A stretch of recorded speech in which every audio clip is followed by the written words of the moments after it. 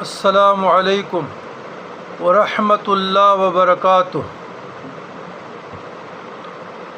اللہم صلی علی سیدنا محمد عبدک ورسولک وصلی علی المؤمنین والمؤمنات والمسلمین والمسلمات۔ عزیزان گرامی، خواص سورہ واقعہ۔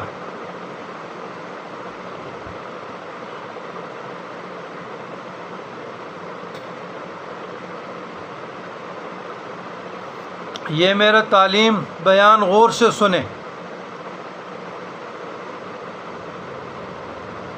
2 رکعت صلاۃ حاجت یا توبہ پڑھیں، اس کے بعد 1 مرتبہ سورہ فاتحہ، پھر درود ابراہیمی۔ 41 مرتبہ پڑھے سورہ واقعہ۔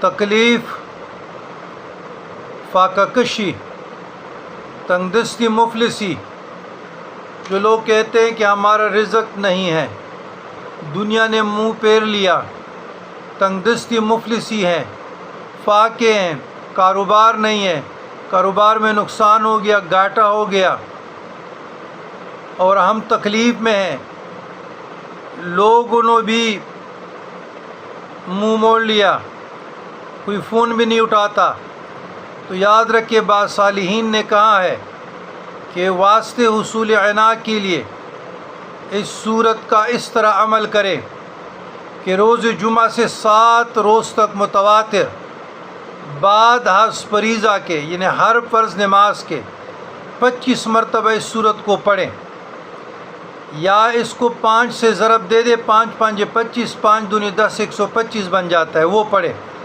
پھر جب شب جمعہ آ جائے تو اس صورت کو بعض نماز مغرب کے 25 بار پڑھیں، پھر نماز عشاء کے بعد 25 بار پڑھے، بعد 100 بار نبی کریم صلی اللہ علیہ وسلم پر درود بھیجے، اور بعد اس کے ہر روز صبح 1 بار اور شام 1 بار نماز کے پڑھا کریں۔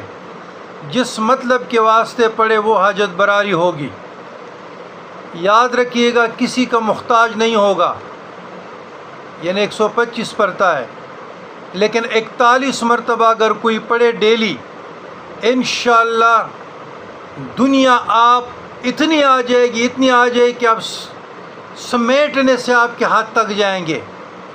عبداللہ بن مسعود رضی اللہ تعالیٰ عنہ کی روایت میں بھی سے ہے، اور اس کے بہت بڑی فضیلت ہے۔ آج میں آپ لوگوں کو یہ تحفہ دے رہا ہوں کہ آپ سورہ واقعہ کو اپنے بچوں کو بھی سن